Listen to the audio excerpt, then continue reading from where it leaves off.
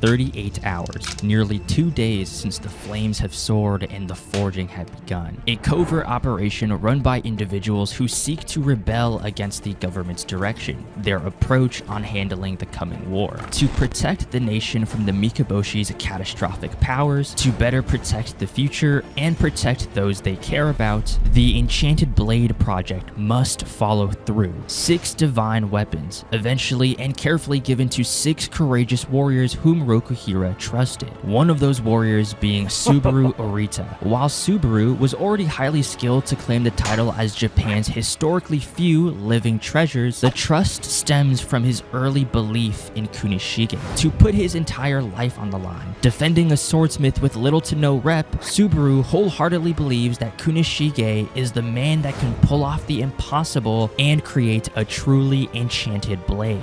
The time is nigh. War is approaching, and everyone, including the government, are on edge. To what happens next and everything else that was present in this chapter, it's time to review Kagurabachi Chapter 127.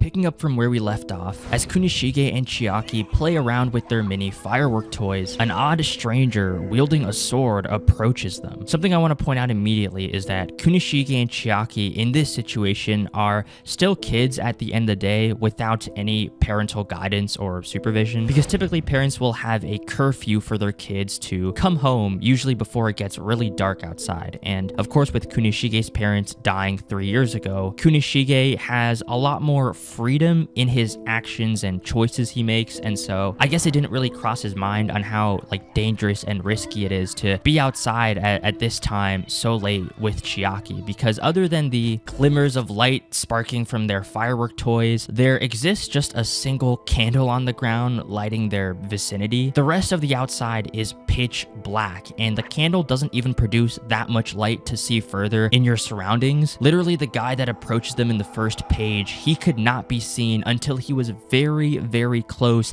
which is super dangerous. And yeah, I just wanted to bring this up because I think it kind of puts in perspective the lack of awareness and safety that these kids have without having a parent around, or at least having good parents to truly nurture them in the first place. Kunishige only learned how dangerous this is after the event had played out, the event in which the guy comes in and swings his sword like a madman before getting beat up by Shiba right afterwards. Yeah, apparently Shiba was just around the corner watching both Kunishige and Chiaki playing with their fireworks. The little smirk he has on his face is just so in line with how he's always been the ultimate wingman and #1 supporter of these two. It's also sweet that he's around because it means that it wasn't just Chiaki who wanted to search and check up on Kunishige after he supposedly disappeared from everyone for 2 weeks, but Shiba came searching too, and it just makes their friendship and their bond to be all the more meaningful and more emotional knowing how everything turns out to be in the present time. Especially with the backstory we got in the last chapter, we now understand why Kunishige was not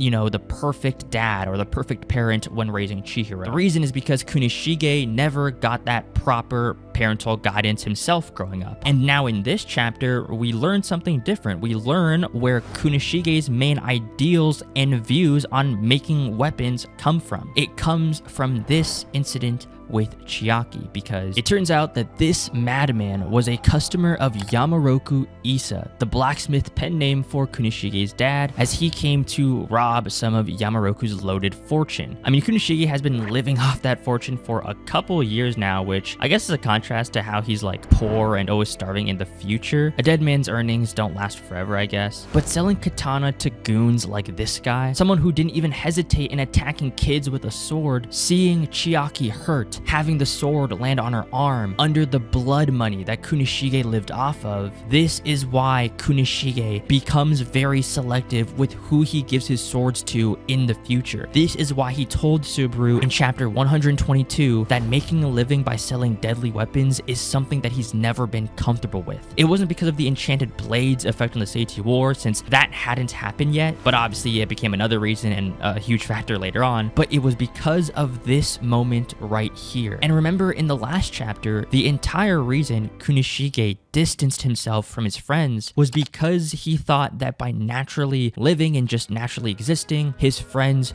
could get hurt And well, yeah, Chiaki's blood is caused by the filth left of Kunishige's dad even after death. So now we actually get to understand and see why Kunishige has the views that he holds for making katana. He understands that there's always going to be this continuous struggle, crafting tools that can save lives but also be instruments of death. Yet, what matters is realizing and acknowledging that, attaching accountabilities and principles to yourself, because to Kunishige, that's how it should be living as a swordsmith, to vanquish evil and protect the weak.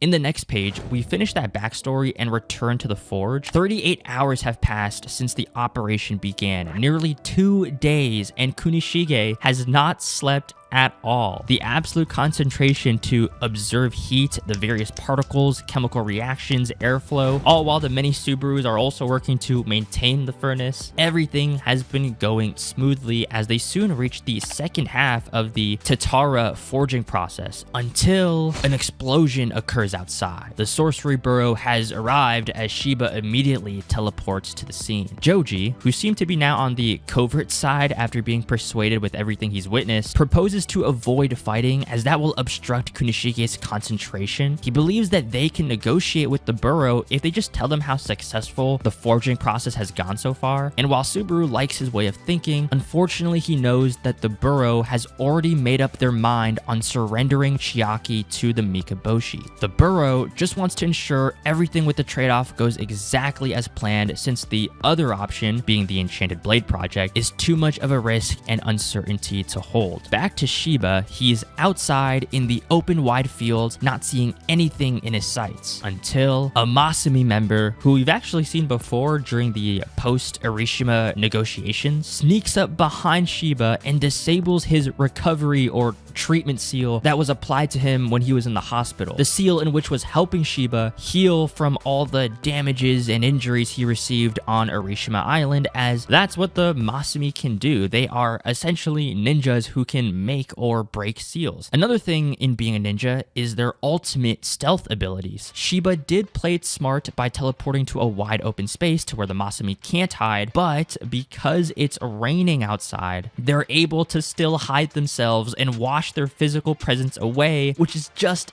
absolutely sick. Of course, Shiba is nerfed right now, even with the recovery seal, but hey, the Masumi and the burrow, they'll take all the chances that they can get. Moments later, the other two Masumi members have invaded the forge, and as they try to slash one of the most crucial parts of the furnace, described to be the heart of the smelting process, the clones of Subaru intervene, as the chapter ends with Subaru saying, "Rokuhira, don't you dare take your gaze off that flame. We can't let the fire go out." Wow, the little double entendre in that saying too. What a hype, exhilarating way to end the chapter, as we're actually going to see Subaru in action for the very first time. Subaru, as I mentioned in the opening of my review, is one of 3 in Japan's history to be titled as the nation's living treasure, which is given to a swordsmith of the highest excellence. So that in itself is already a very high bar, and obviously with his multiplication sorcery matching the imminent speed of those two Masumi members who tried to damage the forge, and also possessing something that's been mentioned in the story though has not been shown yet, which is his mastery of the sandbone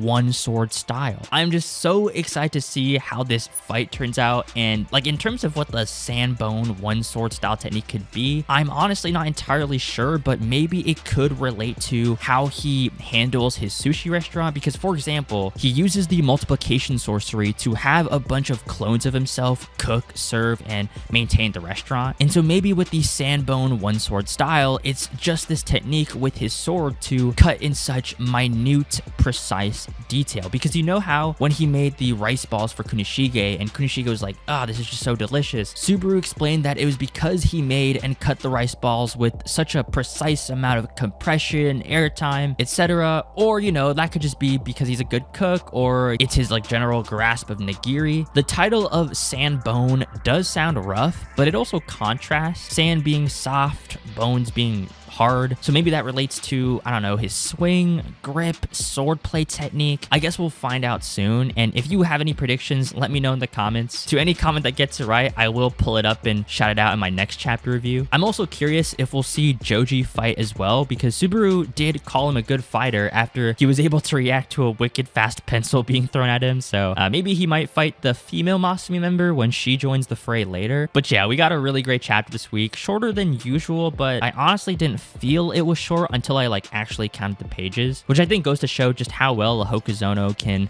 tell and flow his stories within minimal pages. If you enjoyed my review for Kagurabachi this week, I would kindly appreciate if you could drop a like. As with all that being said, thank you so much for watching, and I'll catch you guys in the next one. Peace.